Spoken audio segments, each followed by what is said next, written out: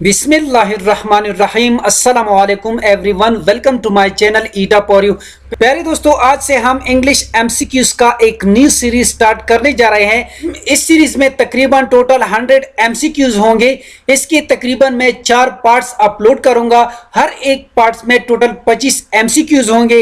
ये MCQs consistently हर test में बार बार repeat होते हैं। ये एमसीक्यूज आपको कॉपी पे दे सकते हैं आने वाले एग्जाम्स में, यानी जितनी भी एग्जाम्स होने वाले हैं ईटा की जरिए, एनटीएस की जरिए, किसी भी जॉब के लिए, किसी भी डिपार्टमेंट में, तो ये एमसीक्यूज आपको उनमें कॉपी पे दे सकते हैं। तो चलिए वीडियो को शुरू करते हैं। वीडियो को शुरू करने से पहले आप सब दोस्तों से रिक्वेस्ट है, अगर आप मेरे चैनल पर नए हो तो प्लीज मेरे चैनल को लाइक कीजिए, सब्सक्राइब कीजिए और ज्यादा से ज्यादा शेयर कीजिए। इसमें क्वेश्चन नंबर फर्स्ट है, she enjoys playing chess, the underline word is ARN। इस सवाल में कहते हैं कि यहाँ पर प्लेइंग जो है ये अंडरलाइन किया गया है। ये ग्रामर के लिहाज से किस में आता है, यानी ये नाउन है, वर्ब है, एडजेक्टिव या जरांडा।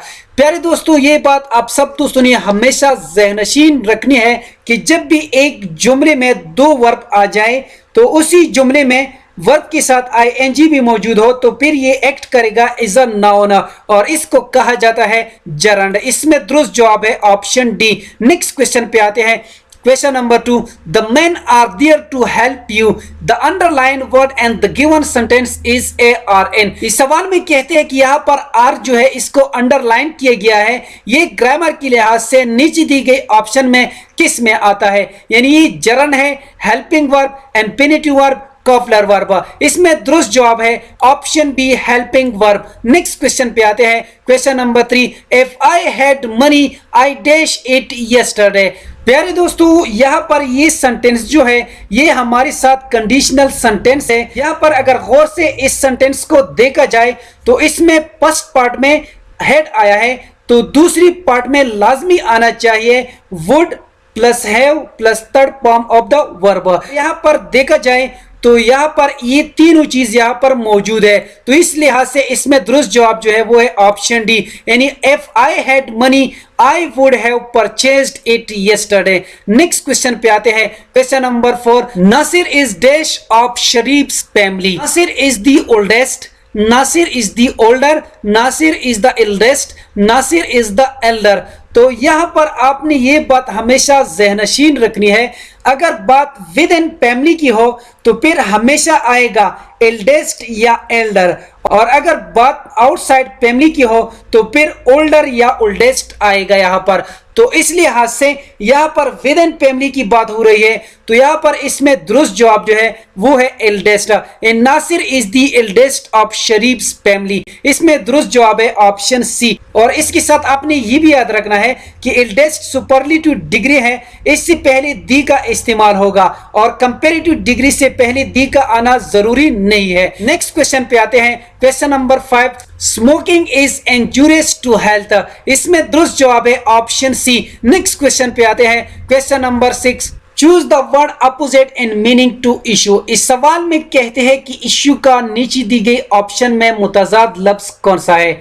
अगर यहाँ पर देखा जाए रिकॉल, रिकॉल का मतलब है दोबारा कॉल करना या वापस करना। प्रोलॉन्ग का मतलब है तूल देना, कंफ्यूज परेशान करना, सेपरेट अलहदा करना या अलग करना। तो यहाँ पर इसका दुरुस्त ऑप्शन जो है वो है रिकॉल, यानी ऑप्शन ए इसमें करेक्ट है। नेक्स्ट क्वेश्चन पे आते हैं। Question number 7, her mother is dash the cow, choose the correct form of the verb. सवाल में कहते हैं कि यहाँ पर दुरुस्त ऑप्शन कौन सा होगा। इसमें दुरुस्त ऑप्शन है वो है मिल्किंग, यानी her mother is milking the cow. Next question पे आते हैं। Question number 8, hello mountain stream dash. इसमें दुरुस्त जवाब है रिवर, यानी hello mountain stream river. Next question पे आते हैं। Question number 9, what time dash the train leaves, is the train leaving, does the train leave the train। इसमें दुरुस्त जवाब है option A, time the train leaves.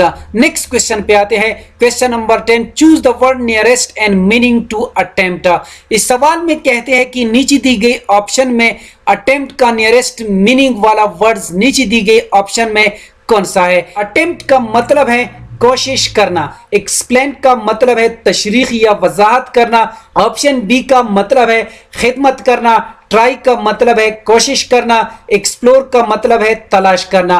तो इस लिहाज से इसमें दुरुस्त ऑप्शन जो है वो है ऑप्शन सी, यानी ट्राई, कोशिश करना। नेक्स्ट क्वेश्चन पे आते हैं, question number 11, the teacher well dash you, beat, beaten, beats, beating. इसमें दुरुस्त ऑप्शन जो है वो है option A, the teacher well beat you. ये सेंटेंस जो है ये फ्यूचर इंडेपेंडेंट टेंस का जुमला है। इसमें वर्ब का फर्स्ट फॉर्म इस्तेमाल होगा, सिंगुलर नाउन यानी ही, शी, इट, दे, यू के साथ वेल यूज किया जाएगा। तो इस लिहाज से यहाँ पर दुरुस्त ऑप्शन जो है वो है बीट। नेक्स्ट क्वेश्चन पे आते हैं, question number 12, the newspaper will be read by him, the tense of the given sentence is. इस सवाल में कहते हैं कि ये सेंटेंस जो है नीचे दी गई ऑप्शन में किस टेंस का जुमला है। तो यहाँ पर इसमें दुरुस्त जवाब जो है वो है ऑप्शन ए, यानी फ्यूचर इंडेपेंडेंट टेंस। ये सेंटेंस जो है ये फ्यूचर इंडेपेंडेंट टेंस का जुमला है, ये पैसिव वॉइस जुमला है। इसका एक्टिव सेंटेंस होगा he will read the newspaper. Next question पे आते हैं, question number 13, the black car is mine, the underline word and the sentence is A R N. इस सवाल में कहते हैं कि माइन यहाँ पर वर्ब है, नाउन, प्रोनाउन, प्रीपोजिशन। तो माइन यहाँ पर पोजेसिव प्रोनाउन है। नेक्स्ट क्वेश्चन पे आते हैं, question number 14, our teacher has dash us the lesson. इसमें दुरुस्त जवाब है ऑप्शन सी, थॉट। ये प्रेजेंट परफेक्ट टेंस का जुमला है। अगर आप सब दोस्तों को याद हो, इस जुमले में वर्ब का थर्ड फॉर्म यूज होगा और इसमें हेल्पिंग वर्ब है हैज और हैव। नेक्स्ट क्वेश्चन पे आते हैं, question number 15, Riaz fired dash the line. इसमें दुरुस्त जवाब है option B, Riaz fired at the line. Next question पे आते हैं, question number 16, dash many times every winter in Murree. इसमें दुरुस्त जवाब है it snowed many times every winter in Murree. Next question पे आते हैं, question number 17, Wasim reads and dash university of Peshawar. यहाँ पर आप सब दोस्तों ने करेक्ट आर्टिकल को पुट करना है। इसमें दुरुस्त जवाब है ऑप्शन सी, यानी Wasim reads and the university of Peshawar. Next question पे आते हैं, question number 18, country, president, state dash, chief minister, prime minister, speaker, governor. इसमें दुरुस्त जवाब है option D, country, president, state, governor. Next question पे आते हैं, question number 19, life is related to death and the same way as hope is related to dash. इसमें दुरुस्त जवाब है ऑप्शन बी, डिस्पेयर। यहाँ पर डिस्पेयर का मतलब है ना उम्मीदी, होप का मतलब है उम्मीद। नेक्स्ट क्वेश्चन पे आते हैं, question number 20, somebody has drunk all my milk, choose the correct passive voice. यहाँ पर आप सब दोस्तों से रिक्वेस्ट है कि जितनी भी टेस्ट है ईटा के, उसमें लाजमी 2 एक्टिव पैसिव वॉइस जुमले, 2 direct and direct words meaning, ये लाजमी पेपर में आते हैं। आपने इससे रिलेटेड तमाम एमसीक्यूज को इकट्ठे करने हैं या जितनी भी एक्टिव पैसिव वॉइस की रूल्स है वो सीखने हैं ताकि आने वाले एग्जाम्स में आप अच्छे नंबर हासिल कर सको। तो इस लिहाज से यहाँ पर दुरुस्त जवाब जो है वो है ऑप्शन ए, यानी all my milk have been drunk by somebody. Next question पे आते हैं, question number 21, open your books dash page 55। यहाँ पर अगर गौर से इस क्वेश्चन को देखा जाए, यहाँ पर पेज हमें मालूम है, तो मालूम के लिए यहाँ पर दुरुस्त ऑप्शन आएगा 8, यानी open your books at page 55। अगर यहाँ पर पेज मालूम ना होता तो फिर इसमें दुरुस्त ऑप्शन होता ऑप्शन बी, यानी ऑन। इस लिहाज से यहाँ पर दुरुस्त ऑप्शन यही है। नेक्स्ट क्वेश्चन पे आते हैं, question number 22, the suit is quite expensive, the underline word is A R N. सवाल में कहते हैं कि यहाँ पर अंडरलाइन वर्ड क्वाइट ग्रामर के लिहाज से वर्ब है, एडवर्ब, एडजेक्टिव या प्रीपोजिशन। इसमें दुरुस्त जवाब है एडवर्ब।